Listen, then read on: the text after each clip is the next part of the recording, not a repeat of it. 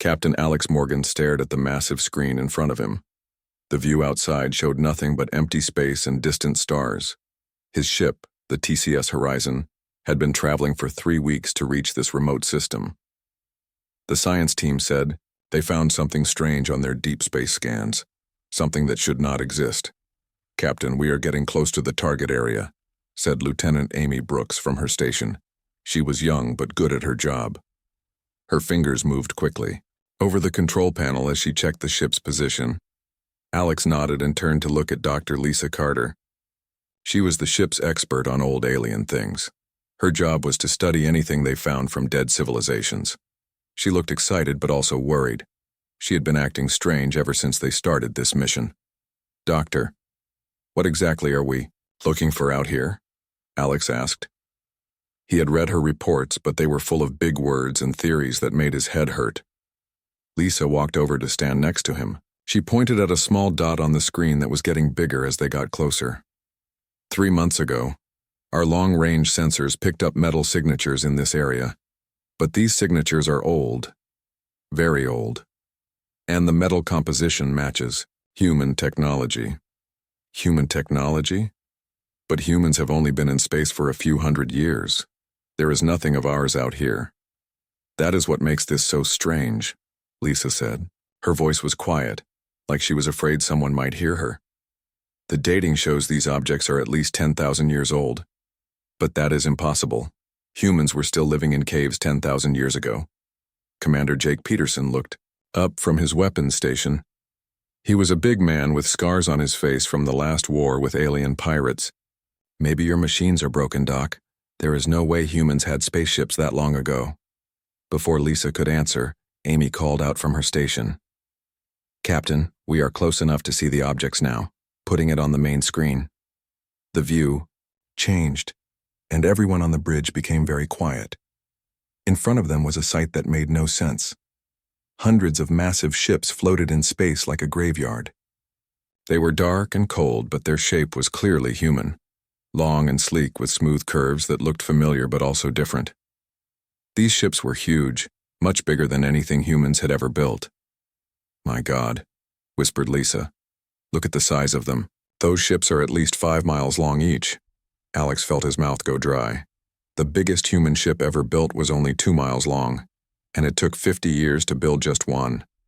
Here were hundreds of ships that were even bigger, floating in space, like they had been waiting for someone to find them. "Amy, run a full scan. I want to know everything about those ships. How many there are, what condition they are in. Everything." "Yes, sir." Amy's hands moved over her controls.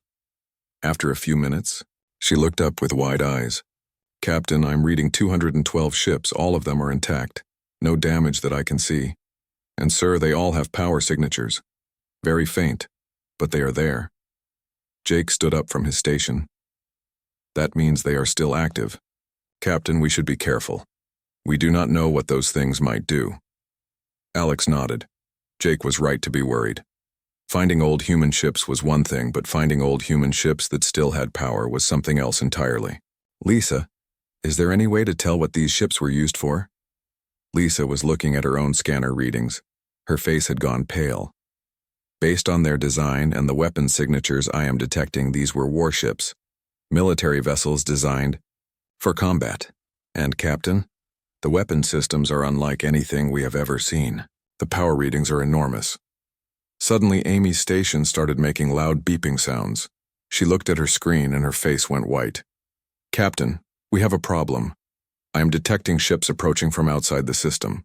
20 vessels, moving fast. They will be here in 6 hours. Can you identify them?" Alex asked, but he already knew the answer would be bad news. "Yes, sir. They are Zephyrian Empire ships, a full battle group with heavy cruisers and a command dreadnought." Alex felt his stomach drop. The Zephyrian Empire controlled most of this part of the galaxy.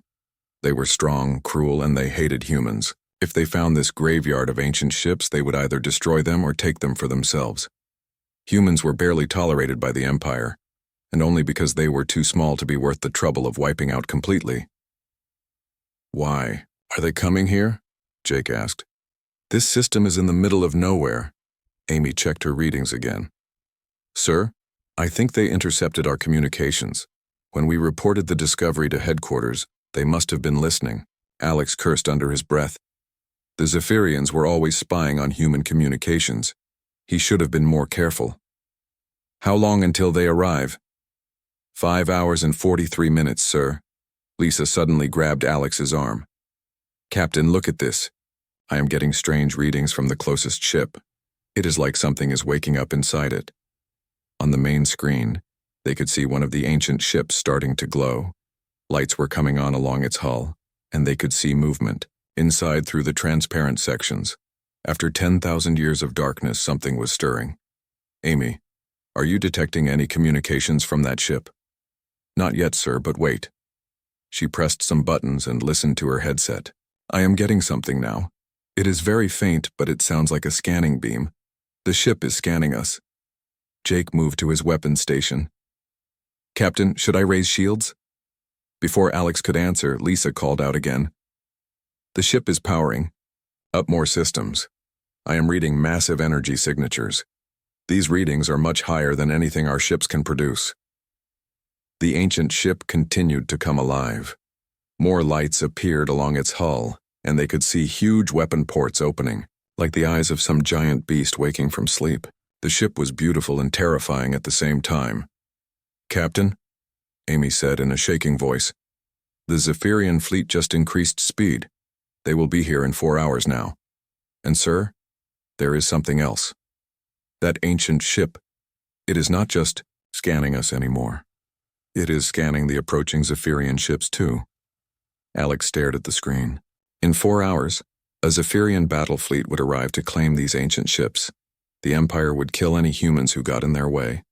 But now one of the ancient ships was awake, and it had weapons that made their own ships look like toys. Lisa, any theories on what that ship might do when the Zephyrians get here? Lisa looked at her readings one more time. When she looked up, her eyes were bright with excitement and fear. Captain, based on what I'm seeing, I think we are about to find out what human warships were like 10,000 years ago. And I think the Zephyrians are going to get a very big surprise. The ancient ship continued to wake up, and Alex could only watch and wait to see what would happen when the past met the present in the cold darkness of space. The ancient ship's lights grew brighter with each passing minute. Captain Alex Morgan watched from the bridge of the TCS horizon as more sections of the massive vessel came alive. It was like watching a sleeping giant wake up after thousands of years. Captain, I am getting a communication signal, Amy Brooks said from her station. Her voice was nervous. It is coming from the ancient ship, audio only. Put it through the speakers, Alex ordered. Static filled the bridge. Then a voice spoke. It was deep and strong, clearly human, but with an accent Alex had never heard before. The words were in English, but they sounded old and formal. Unknown human vessel, this is Admiral Marcus Webb of the 1st Expansion Fleet. I have been sleeping for a very long time. Please identify yourself and your purpose here. Everyone on the bridge looked at each other with wide eyes. Dr. Lisa Carter stepped forward. Captain, this is incredible. We are talking to someone from 10,000 years ago. Alex cleared his throat and activated the communication system. Admiral Webb, this is Captain Alex Morgan of the Terran Colonial Alliance ship TCS Horizon. We discovered your fleet during an exploration mission. We did not know humans had ships this far out in space so long ago. There was a long pause. When the voice came back, it sounded surprised. Terran Colonial Alliance? How long have I been sleeping? What year is it by Earth calendar? The year is 2387, sir. Another long pause. 10,412 years. I have been sleeping for over 10,000 years. The voice became sad. Tell me, Captain Morgan, what has become of humanity? Are we still explorers? Are we still free? Alex did not know how to answer. How could he explain that humans were now a small, weak race that other aliens barely noticed? Admiral, we have colonies on 47 worlds. We explore space and try to live in peace with other species. Other species? So we are not alone in the galaxy anymore. Are these other species friendly? Before Alex could answer, Jake Peterson called out from his station. Captain, the Zephyrian fleet will be here in 2 hours. 20 ships including a Dreadnought-class warship. Admiral Webb's voice came through the speakers again, but now it sounded different. Harder. Zephyrians. I know that name. We fought them before. They are killers and slavers. Are they coming here to attack you? Alex felt his face grow hot with shame. Yes, Admiral. The Zephyrian Empire controls most of this part of space. Humans are considered a minor species. We cannot fight them.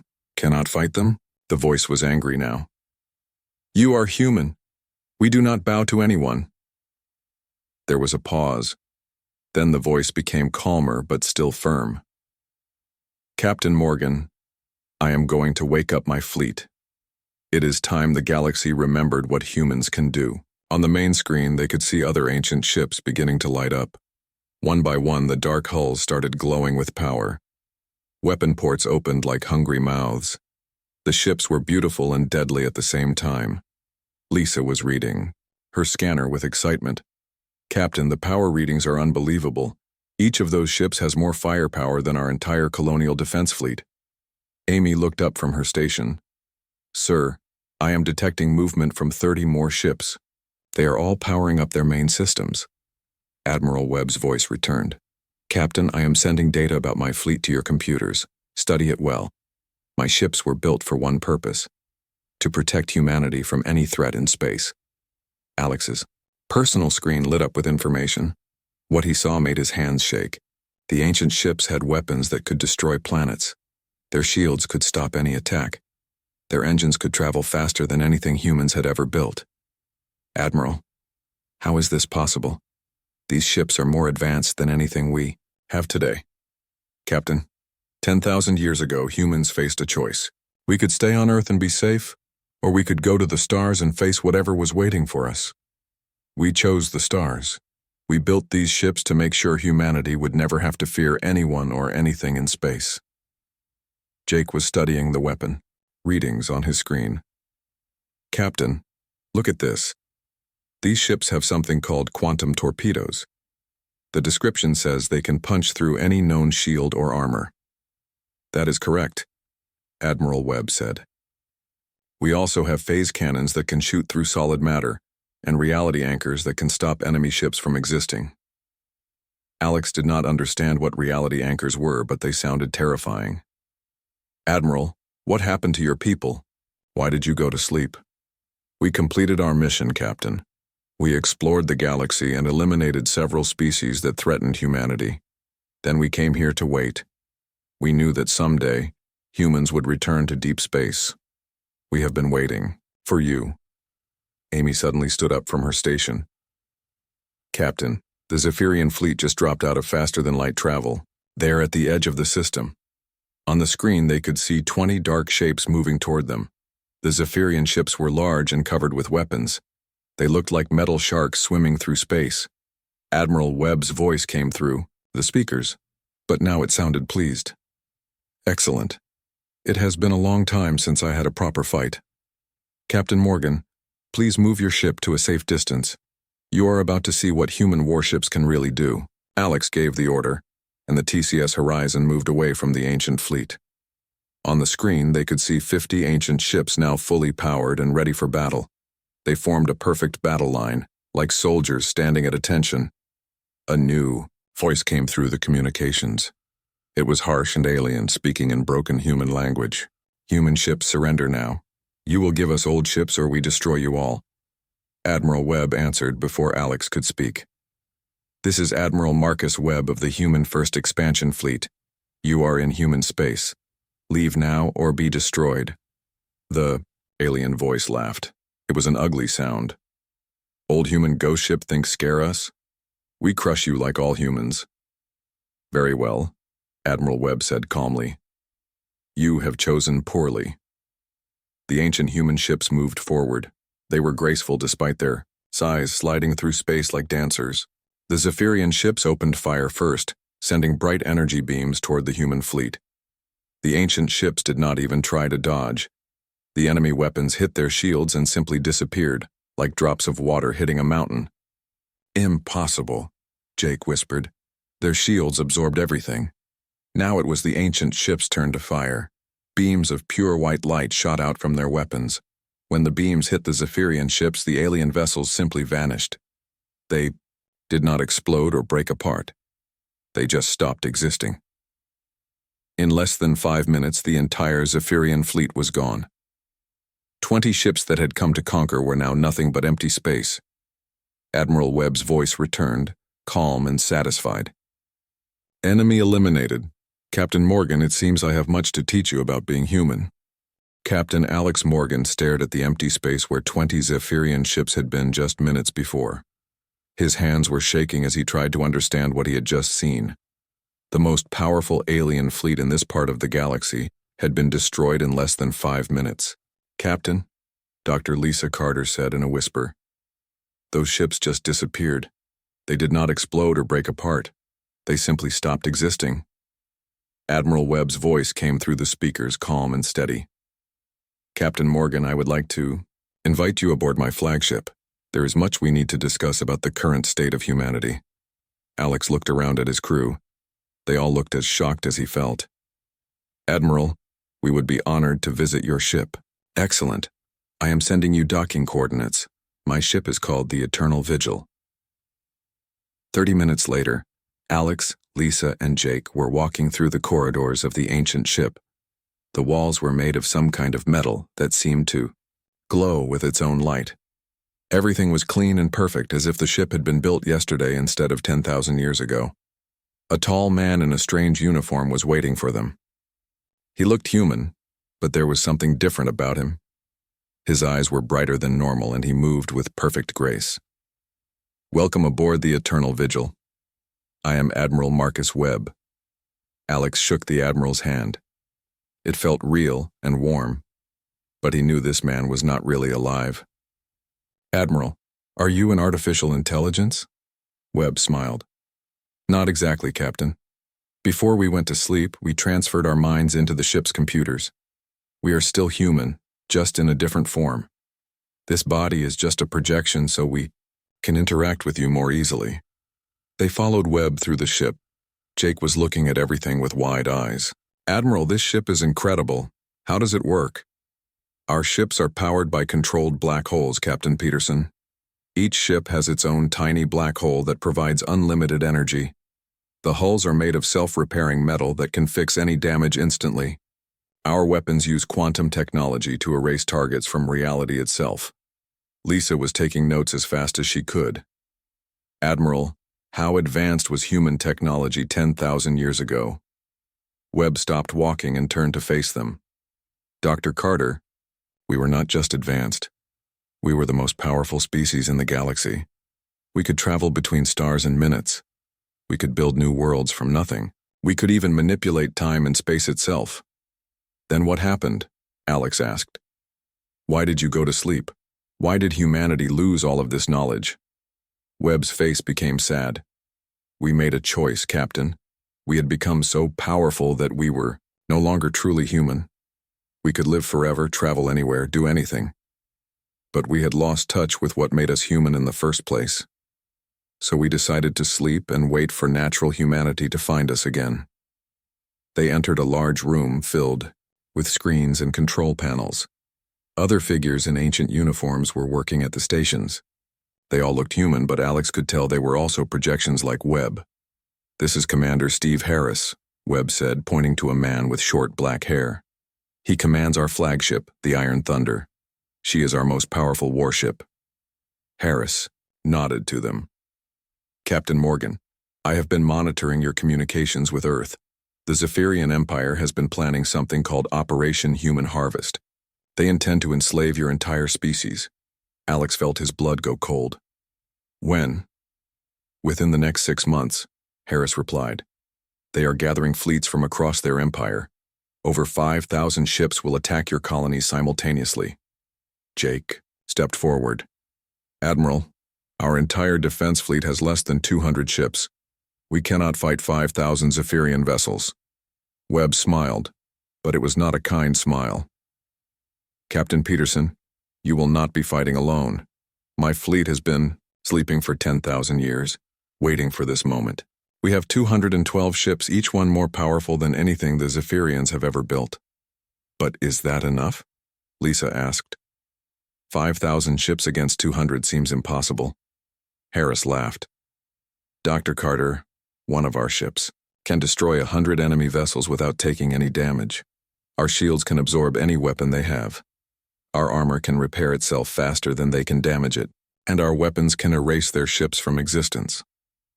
Webb walked over to a large screen that showed a map of the galaxy. Captain Morgan, I want to show you something. This is how the galaxy looked when we were last awake.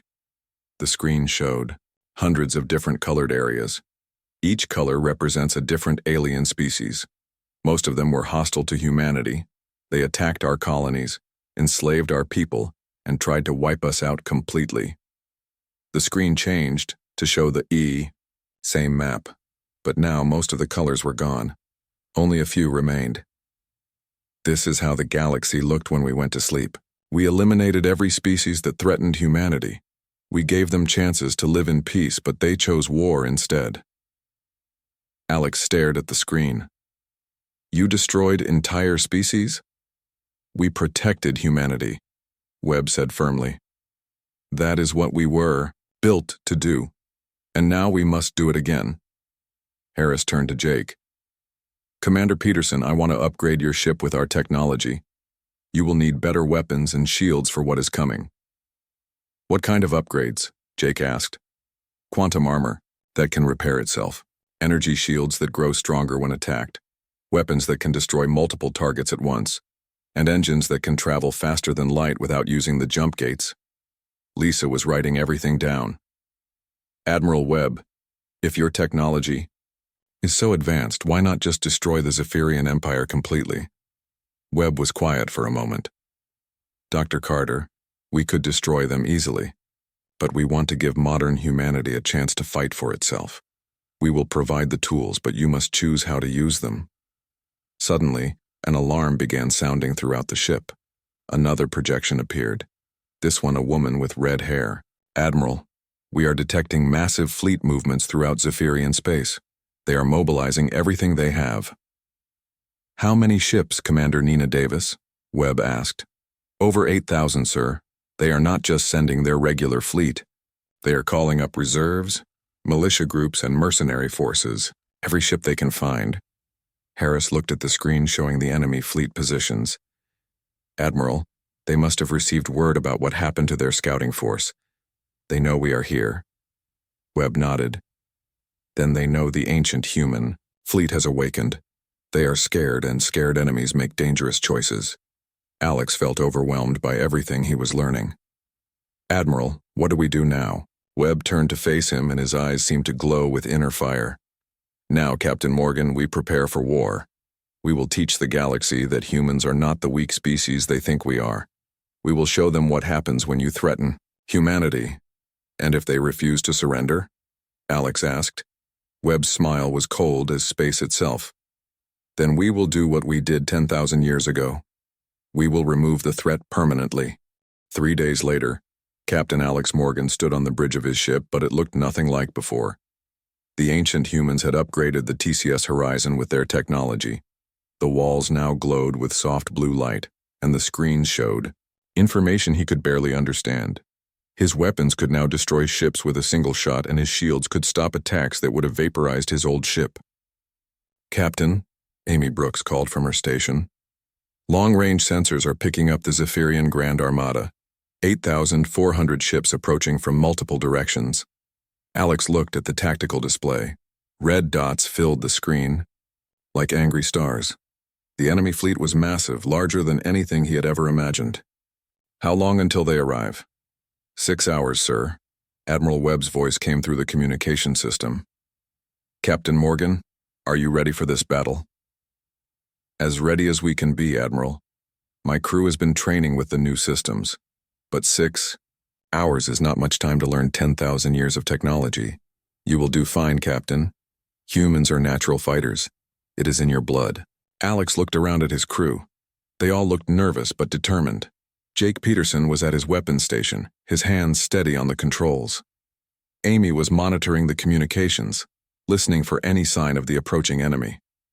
Dr. Lisa, Carter was at a science station, studying the readings from the ancient ships. "Admiral," Alex said, "remind me of the battle plan." "Simple, Captain. We will let them come to us. The ancient fleet will form the center of our battle line. Your upgraded ships will be on the flanks. When they attack, we will show them what human technology can really do." 2 hours later, Captain Ben Martinez arrived with the rest of the human colonial fleet. 50 ships, all upgraded with ancient technology. They formed up alongside the ancient vessels, creating a battle line that stretched across space. Admiral Laura Thompson, the commander of the Colonial Defense Force, contacted Alex on a private channel. "Alex, are you sure about this? 8,000 ships against 260 seems impossible." "Admiral Thompson, you have not seen what these ancient ships can do. Trust me, we have the advantage." "I hope you are right, Alex. If we lose this battle, humanity is finished." The Zephyrian fleet arrived like a dark cloud covering the stars. Their ships were black and sharp, designed to look frightening. At the center of their formation was a massive ship, larger than any vessel Alex had ever seen. It was 10 miles, long and covered with weapons. A voice came through the communications, speaking in the harsh Zephyrian language. Amy translated quickly. "They are demanding our surrender. They want us to give up all our ships and submit to slavery." Admiral Webb answered in perfect Zephyrian, his voice calm and clear. The aliens fell silent, surprised to hear their own language spoken so well. Amy looked up from her station. Admiral Webb told them that humanity does not surrender. He offered them one chance to leave peacefully. The response came quickly, filled with anger and threats. "They refuse, sir. They say they will destroy every human in the galaxy." "Then they have made their choice," Webb said. "All ships prepare for battle." The Zephyrian fleet attacked first.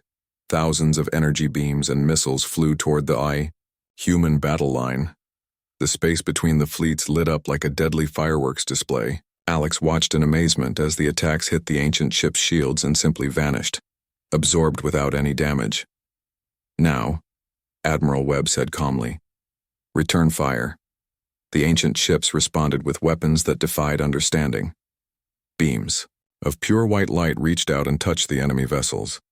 Wherever the beams hit, Zephyrian ships simply ceased to exist. They did not explode or break apart. They just disappeared as if they had never been there. But the ancient ships had more than just energy weapons. Some fired torpedoes that passed through enemy armor like it was made of air.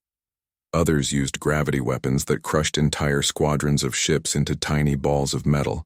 A few ships fired something that looked like lightning, and every enemy vessel it touched fell apart at the atomic level. Alex watched his own ship's weapons in action. The upgraded systems were incredible. Each shot destroyed multiple targets, and his shields grew stronger with every enemy attack they absorbed. The battle was one-sided from the beginning. The Zephyrian ships fought bravely, but their weapons were useless against ancient human technology. Their strongest attacks could not even scratch the paint on the human ships. Meanwhile, every shot from the human fleet destroyed dozens of enemy vessels. Admiral Webb opened a channel to the Zephyrian flagship. "This is your final warning. Surrender now, or we will destroy every ship in your fleet." The response was defiant. The Zephyrian Emperor, Zakrath, spoke in broken human language. "We are Zephyrian Empire. We do not surrender to weak humans." "Very well," Webb said sadly. "You have chosen extinction."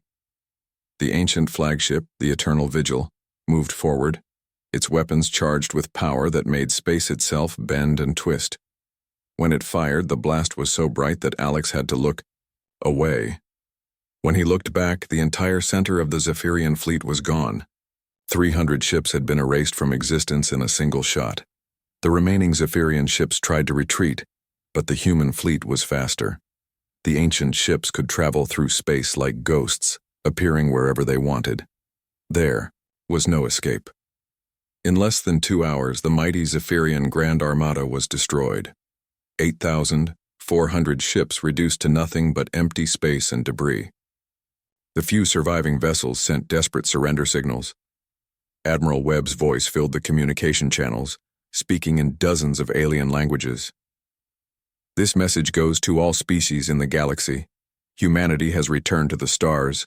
We offer peace to those who wish it, but we will destroy any who threaten us. The age of human weakness is over. Captain Alex Morgan looked at the tactical display. Where once there had been thousands of red dots, now there was only empty space. The most powerful empire in the galaxy had been defeated in a single battle. Admiral Webb, Alex said, what happens now? Now, Captain Morgan, humanity takes its rightful place among the stars. We will rebuild what was lost and create something even greater. The galaxy will know that humans are not to be underestimated ever again. Dr. Lisa Carter looked up from her station.